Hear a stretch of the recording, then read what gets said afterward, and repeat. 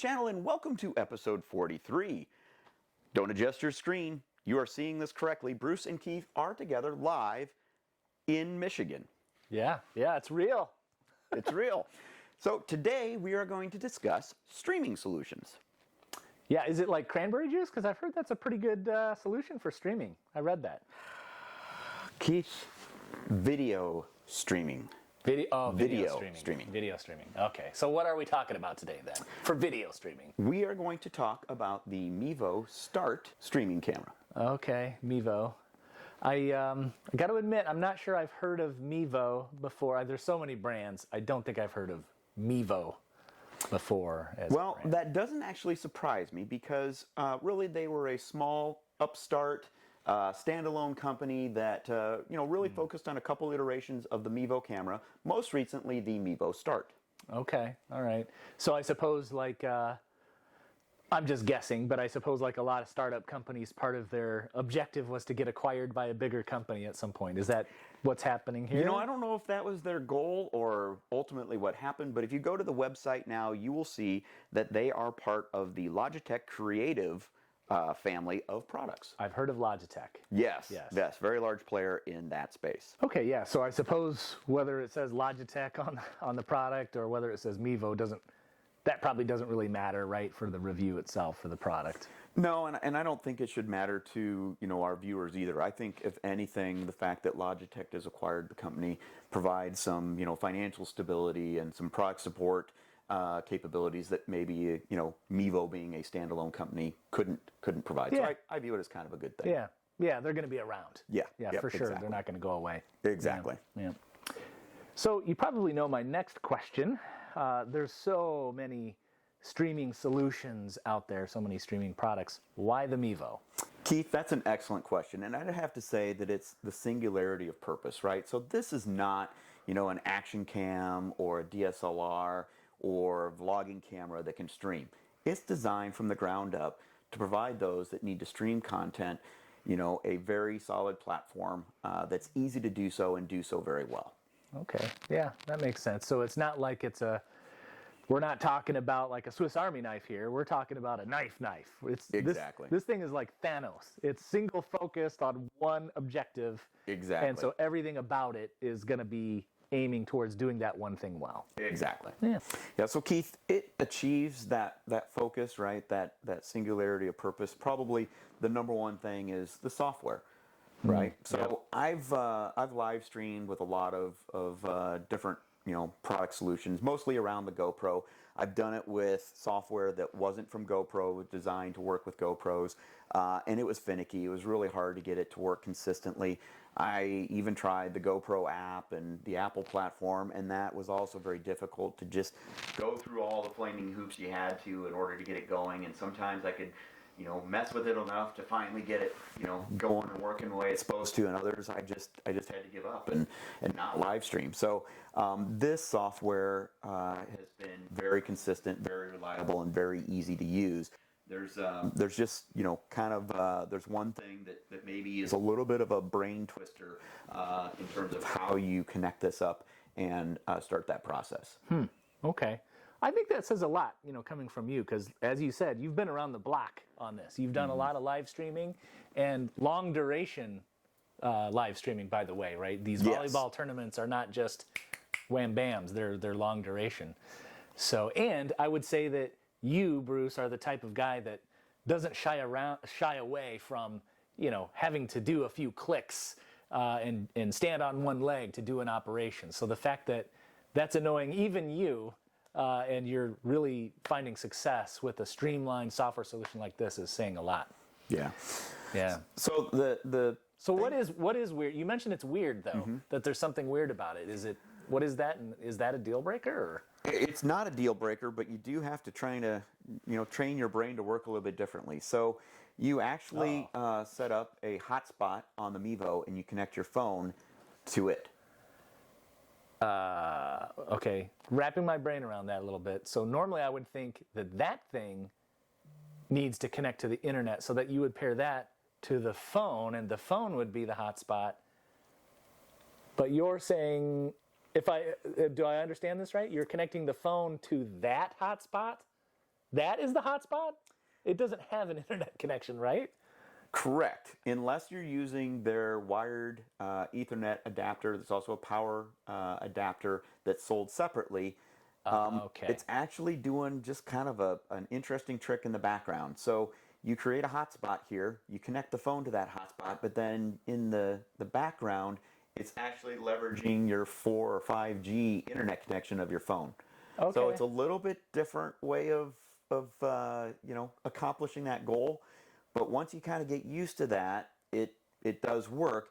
The only thing I don't care for is as you're connecting your phone to the hotspot and you say connect the camera up to the phone and you're ready to go to that next step, the Mevo software is going to report that the Mevo doesn't have an internet connection. And I think it's doing that because it doesn't have the Ethernet on there. So it's just warning technically you that's true. It doesn't have it. It doesn't have it. But the whole solution does. Yeah. That's weird. So I wish what they would do is warn you, hey, this isn't connected to an Ethernet, but it's going to use your phone as the internet connection through that hotspot rather than, give you that unnecessary concern. It's like, oh my gosh, there's no internet connection. How am I going to stream? Well, it is connected, and you get that message, and you just kind of ignore it. You work past it. Yeah.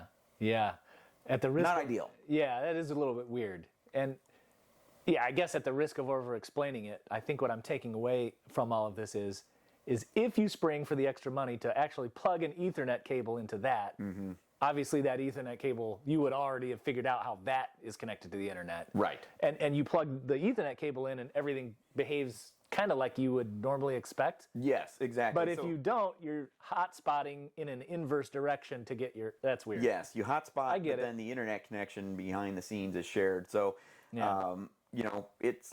works. It works. If you do have the wired internet connection connected to this, then basically your phone is just the control of the camera, because you do need to have a camera control to this. There's really no way to control this unit without a phone. You need an app, or I guess you could do an iPad or iPod. If you had the wired connection, you wouldn't care about 4 or 5G connection on your phone. The way I use it is I have the 4 or 5G connection, and then I'm streaming a volleyball game, for example. Right. Yeah, that makes sense. Well, okay, great. So why don't we go about the process of actually showing our users how to set up a stream and get going with that? That sounds like a great idea, Keith. So what we're going to do is we're going to set up a quick Facebook live stream to the DadsTalkTECH Facebook page, and we'll include a link to that stream once we publish this episode and it goes live. So that way you can see what an actual live stream to Facebook looks like, the quality and such on our page, and judge for yourselves. Okay. Yeah, that sounds good. Why not? Here we've launched both versions of the software. On your left is the old software version, Mevo branded. On the right is the Logitech branded new version of the software. So right off the bat, you can see there's a difference in terms of when you are opening the software, how you connect to the network or to the Mevo. So on the new software, we're actually going to select whether we want cellular data or Wi-Fi data. In the old software, you actually used the Wi-Fi connection and presented which Wi-Fi it wanted to connect to. And then once you'd made that connection, you would actually hit the connect to the Mevo. So it was a little bit backwards, a little bit non-intuitive. You can see it's a lot more intuitive on the right-hand side to actually say that you want to use the cellular data or the Wi-Fi data. And so here now we're presented on the right-hand side with the connect to the internet. It's looking for the camera, and all of that is a little bit more streamlined and a little bit easier to work with. So on the left, the stream that I was setting up was for the test that I did when we were in Michigan. On the right, once the software was updated, I set up a new test of just myself in my studio for comparison purposes. Most of the process really goes about the same, where I'm slightly out of phase in terms of which step I'm on the left versus on the right. But what you're going to do is actually select how you want to stream. If you want to record a local copy, put in the name of your stream. And so as I've updated that, you then have the ability to choose formats like what do you want to record locally, in what format, what resolution. As well, you can record the resolution of your stream and select all of the settings that you want. Once you get the name in there and you are ready to go, you select where you want to stream it to. In the Facebook case, it'll let you choose whether you want to have that to be public or if you want to have that be private. And you don't have that choice if you're going to a page, so keep that in mind. If you're going to your personal site, it's fine, but if you're going to a page, it is always going to be public. And once you are ready to go, you can either say that you are done typing in a name and then go right to live, or you can just hit the checkbox and say that you've entered the name. You may have more streaming settings that you want to set, and you can go set those. So if you're not ready to go live, don't hit that go live button. Just hit the checkbox once you've determined the name of that stream and are ready to proceed. And I do recommend that you pay attention to what resolution you are streaming at, because that is going to be very dependent on the quality of the either Wi-Fi or the 4 or 5G connection that you have. Once you have all your destinations selected and you are ready to stream, you can go ahead then and hit the Go Live button, and that is what is going to initiate the local recording in my case and the Facebook stream. But of course, you can see all of the different sources of streaming that you have the ability to use, and you can stream to multiple streaming destinations at the same time. Once your stream has concluded, you can simply use the stop button, slide that to the right, and it is going to conclude that stream for you. And then once it's concluded the stream, it's going to come up and ask you if you want to do anything additional as you're closing that out. You do have a resizable window that you can work with, and so there are some on-screen options that you have the ability to use. So Keith, this being the first time you've had a chance to, review both the process and the results, what would you say your thoughts are on both?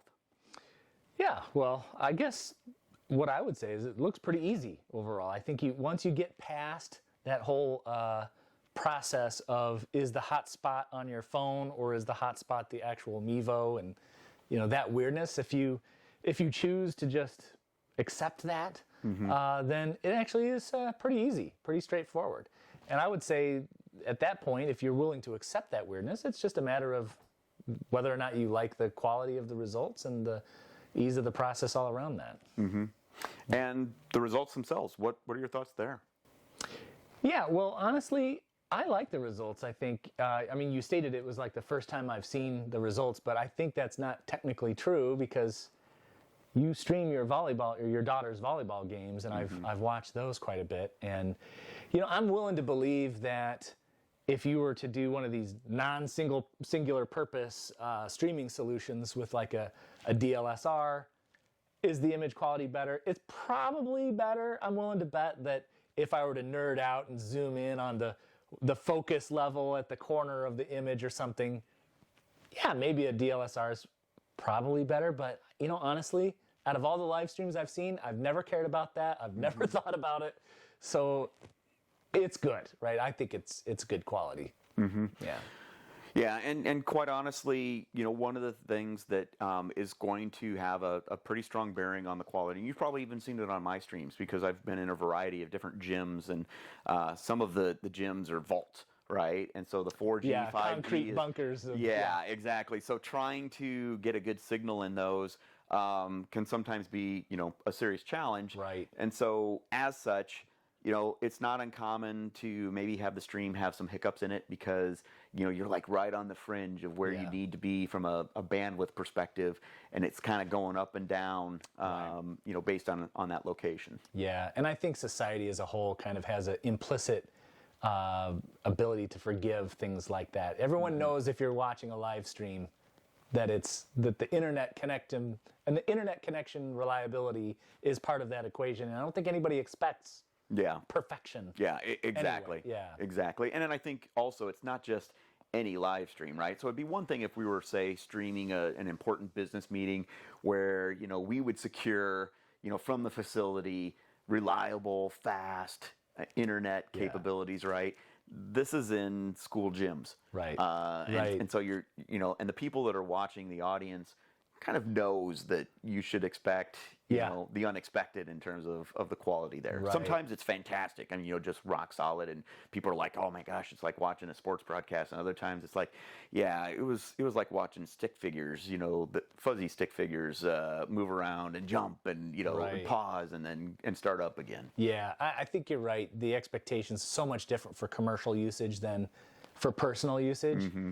Like I know if I was doing an internal business call from, you know, streaming, I guess that'd be like a Teams call, right? Mm-hmm. Yeah. From point A to point B or Zoom or whatever you use. That if that connection's bad, especially if you're not doing it from your home office, if you're doing it from the office, Mm-hmm. the IT department's they're gonna catch some shit over They're that. gonna hear about it. Yeah, they're gonna hear about it. That's bad. Yeah, but yeah, for consumer use, I don't think anybody cares. Yep, exactly. So there is another consideration with the quality of the cellular connection, and this is probably one place that I would love to see Mevo/Logitech maybe take a look at how they've got some of the configuration settings and some of the options. So one of the things I've run into, and luckily my daughter is already, you know, picked up her school she's going to, but one of the reasons that people, you know, have these cameras at these sporting events is for recruiting videos. And, you know, since I'm recording it, I'm more than happy to give the video to other people. And certainly I like to have a complete record. So if I start taping a game, I want to keep taping it to its conclusion. Well, one of the little hiccups that I've discovered is, let's say that I'm live streaming the game, and the device lets you set up a local copy of it. So it's live streaming, and it's going to the SD card, or in this case, micro SD card of the device. Well, if your live stream's interrupted because you lose your internet connection, whether it be a 4G, 5G, or I would imagine, you know, for some reason you lost the internet on the wired connection, it will actually stop the live stream. But that also stops the local copy. So because it kills both, I've actually resorted to setting up my GoPro to record the game as a backup copy in case it does run into that. I would love to see an option, you know, this could be happening in a meeting in the field, for example, where you lose connectivity, where it would keep recording, or at least you could say, I want the option of keep recording, and it would, you know, be something you configure on the front end of the meeting. Yeah. Keep recording to the local disk, and then later you would have the ability to say, oh, you know what, we're sorry we lost our live stream, but here's the recording in its entirety. Yeah. You could go to this location and get it.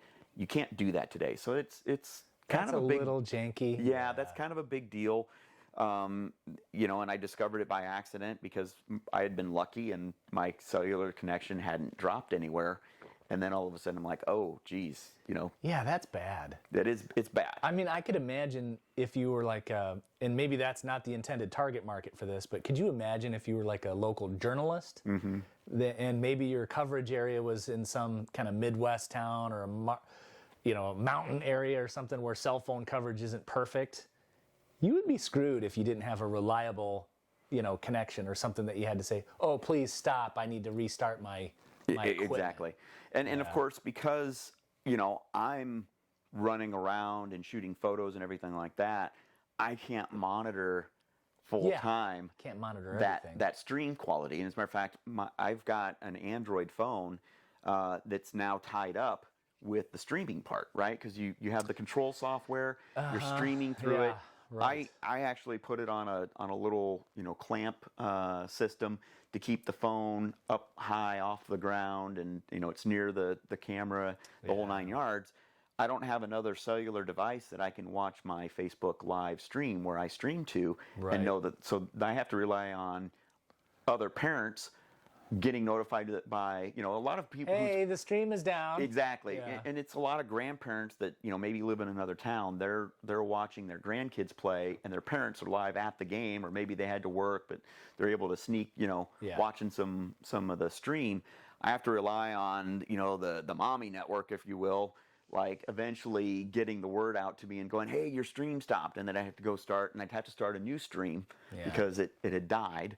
And then once it dies, you have to start a complete new stream. So it's just, you know, one of those things. And even like trying to, you know, have my phone with me is not particularly useful, because I've noticed, at least on Android, if I try and change from that app to another app.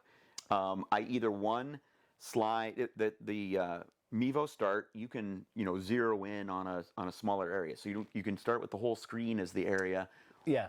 Or you can have a crop. Yes. Well, that crop function, Like a digital crop. it is. Yeah. Well, it has to be. Well, it's optical because it's just taking that optical area and then shrinking and only viewing that and making that the full content. The problem is it's in that mode to start a crop right away. So, of course, your gesture to get to another app is to slide the screen. Well, as soon as you do that, if you're not super careful, and I've only like 1 in 10, maybe 1 in 15 times, am able to slide and not activate the crop. Yeah. Or you got to be careful, like changing apps. It sometimes says, "Oh, you want to exit the stream?" No, I don't want to exit the stream. So I've learned to just kind of leave it alone and not mess with it. I'd almost need another device that had cellular connection, or a centralized Wi-Fi that I was connecting to, and then I could use say an iPod or something that could let me monitor my Facebook Live feed and just make sure that I'm good. Yeah, and I guess maybe we're. I don't want to say we're over or under emphasizing this, but it sounds like from your past experiences, though, despite that, right, the robustness and the quirks that are probably a combination of the Mevo app and in your case, the Android operating system, compared to some of the other solutions out there, this is still one of the best. Yeah, exactly. That's quite honestly why I've standardized on using this, because the startup time, I've got it down to a very streamlined process. I know what steps I need to jump to, and it always is ready to go when I need it to be. Yeah. And when I've used the various GoPro features and apps to try and do that, even just getting a basic internet connection just seems like something's always kind of in the background causing problems. And I liked the GoPro because the GoPro, one advantage it has is it's very sturdy, right? It is built like a tank. And my GoPro's been hit multiple times by volleyballs in the past when I was using that as my video capture and streaming solution. I would not want the Mevo to have that happen. As a matter of fact, I have a story, and I'll show you what I used to stream with today as a workaround. But I'm just imagining one of these high school girls volleyball is real, guys. I'm only imagining one of these Amazonian kill strikes hitting a GoPro and surviving. That's a statement. Yes, the Mevo would not survive that. As a matter of fact, I was streaming a tournament in a state that didn't allow at the time any tripods, and so me, quote, outsmarting the people that were the facilities there, said, fine, I will just clamp this to the back of a chair, which is not a tripod. Mm-hmm. The only problem was it was on a long articulating arm, and that arm just got weak and kind of fell over. And when it did, it broke the Mevo mount, which is plastic. That mount to the body is plastic, but the mount to the actual 1/4-20 thread, that is metal. So it's metal interfacing to plastic and then to the chassis of the Mevo. Okay. Exactly. And so we'll put up some photos of what that damage looked like. Now, to their credit, I contacted Mevo, I explained the situation, told them honestly what happened, how it broke. And I was just looking to see if they would sell me a new mount, because it was just the place where 2 screws had to be undone. I could put a new mount in there and it would be ready to go. And they were like, oh no, we'll just replace the whole camera for you. Just send the old one back. We'll send you a new one, and you'll be good to go. So I was really impressed with that level of customer service. Nice. But I'll go ahead and we'll stop here for a second, and I'll grab the rig that I use for the Mevo Start, so you can see what I do to protect the camera from a volleyball, because this was just, it fell over and hit the ground and broke. Yeah. I can't imagine a volleyball traveling 60, 70 miles an hour. Yeah. It'd be cooked. Game over. Yeah. Game over. Set and match.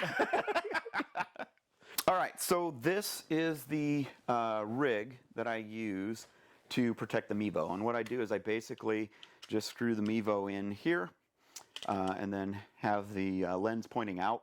And I usually offset this enough so that if you notice the size of that opening, it's not big enough for a volleyball to get in there. Yeah. Now, it might be able to hit it from the side, but I usually have it positioned in such a way that I'm at the end line of a court, and so it's probably only going to take hits, directly from the front. So it's a pretty big, setup in terms of, it looks a little goofy, but I think it, provides some element of protection to the device. Not good for girls softball, but for probably volleyball. not. No, exactly. Well, and I don't know that in softball you'd really, like where you'd be positioning, you could probably put this so it's looking through the fence and you're good to go. Right, or football and anything else. It's just volleyball and maybe basketball, right? You'd have this sitting in such a place that perhaps there's some danger. And actually, at our home court, I actually have this up on a second story looking down. So the odds that it gets hit, above that railing is courtside risk. Pretty slim. Yeah. So anyway, this is what I do to protect the device because, again, it's not built like an action cam.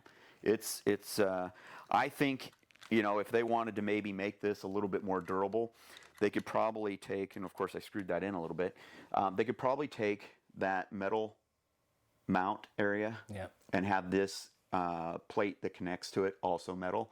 Now, that probably just shifts the forces, right, of where it could break in. So then maybe it would make sense to have like these be breakaway or something. But of course, then the camera could go flying if it's breakaway. And I don't know how durable this part of the body is. At some point, I think it would probably not be good on it. Yeah, they need to balance the stiffness to resist the loads at the mount point itself, where the post threads in, and where the other screws that put the mount into the entire chassis needs to have some balance. Yeah, and I would say there's maybe if the Mevo people are watching, there's probably an opportunity to create like an acrylic protective case for it. Oh, yeah. Right? For filming. Well, now that they got that sweet Logitech money, I'm sure they're just looking for things to do. Exactly. So I think that would be an opportunity for someone, right, to make an enclosure. Someone who has a 3D printer, you can go crazy. Yeah. And just maybe put that inside of, make it so you have some shock protection. Maybe we should get a 3D printer. Go for it. Okay, well, so are there any other features or specifications that we want to talk about here? I think probably the best way to handle this, Keith, is I'm going to put a graphic up on the screen and show all the different platforms that this device can stream to, and I think that's going to be the best way to handle that. But one thing I think you'll notice is it has the usual suspects. Okay. Another thing that I think that I have noticed is the field of view, right? So for the Mevo, compared to like an action camera like the GoPro, it doesn't seem to be the same, right? Like, tell me about that. Yeah, so your observation is spot on, Keith. Yeah. So the Mevo does have a narrower field of view, right? So I want to say it's about 115 degrees, if I remember correctly, from the literature. And I'll put the number on screen if I've got the actual number wrong. But compared to the GoPro, it definitely is not as wide. So what that means is, for the high school games, not a big deal, because in my high school games that I'm live streaming, it's one game, one court. I've got plenty of room to put the camera, whether it's on the floor or if they've got a mezzanine level, whatever the case may be. Yeah, if the field of view isn't perfect, you just move your camera to the best spot. Exactly. Yeah. Exactly. But when I go to club volleyball on the larger tournaments, there's anywhere from say 8 in a very small tournament to I've been to venues where there's 200 courts set up. And when you have 200 courts set up, they have every square inch maximized to those courts. Very little space between courts, so they're right on top of each other. So it doesn't give you the same ability to move that camera further back if you can't get all of the court on there, all the action you want to catch. So you usually kind of have to pick. Well, I'm not going to be able to have the servers on there, but I've got all the gameplay that's happening, in the main court part. So it's just something that you deal with. I think it's a small trade-off considering some of the other, ease of use factors that this camera gives versus, say, the GoPro and then specifically trying to stream. Yeah. Okay. Yeah, makes sense. Yeah, so that's good. So I'm going to say, with the seal of approval, I'm going to say that it's earned it, right? Even with the fact that that it broke, right? Because, it does seem to be a rugged product otherwise, and all of the features that we've talked about, the fact that the customer service, that they responded the way they did, to me, that's worth it, right? Yeah. So I'm going to say it's earned it. I'm going to agree with you 100% there. I mean, I went into that situation expecting to buy a part from them, and came out of the event telling the truth, right? I didn't tell any tall tales or anything like that, but telling them the truth about what happened to the camera. I expected to have to pay for a part. They give me a new camera. So, if the camera only worked marginally well, I'd probably say it earned a seal of approval, but with it working really, really well for this purpose, for streaming, all the platforms that we identified that covers, and the ease of use of the software and everything else, and then throw on customer service. Yep, let's throw that seal of approval on the screen. Yes, I love it. Well, with the seal of approval out of the way, let's go ahead and bring this episode home. Sounds good, Keith. And don't forget to go to our Facebook page, the DadsTalkTECH Facebook page, and check out the live stream that we created. We're going to turn on and make that available so you can see for yourself the quality of the Mevo video that it produces. And if you somehow have not subscribed to this point, please consider doing so now. Yeah, and if you're still here, which you still are because you're watching us right now, that means you like the episode. So why don't you just make it official and like the episode with the little thumbs up and ring the bell. And for Keith and Bruce, you'll see us next time on the next episode of Dads Talk Tech.